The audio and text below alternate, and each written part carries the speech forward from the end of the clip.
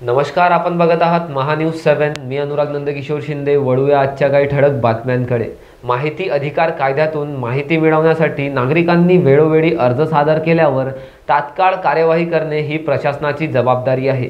मात्र हिंगणा तहसील कार्यालयाने ही जबाबदारी पायदळीत तुडवली असून सोनाली धर्मराव मेश्राम गिरोला तालुका हिंगणा यांना प्रचंड मानसिक त्रास सहन करावा लागत आहे।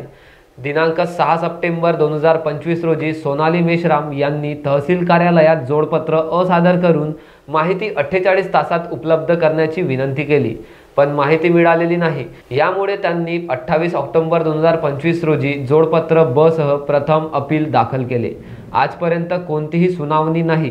ताजे घडामोडी म्हणजे दिनांक 9 नोव्हेंबर 2025 रोजी टपालातून मिळालेल्या पत्रात जनमाहिती अधिकाऱ्यांनी सांगितले की एक पानाची माहिती उपलब्ध आहे, 2 रुपये जमा करा व नियमाप्रमाणे अर्जदार 17 नोव्हेंबर 2025 रोजी तहसील कार्यालयात स्वतः जाऊन 2 रुपये शुल्क जमा करण्यासाठी पोहोचल्या, परंतु तिथे कोणीही शुल्क घेण्यासाठी उपस्थित नव्हते।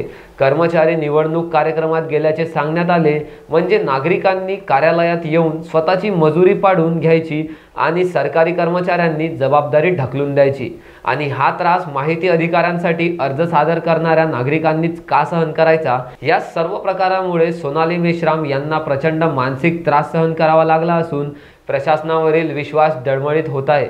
हा प्रकार म्हणजे माहिती अधिकार कायद्याची उघडपणे पायमल्ली असून जबाबदार अधिकाऱ्यांवर कार्यवाहीची मागणी होत आहे।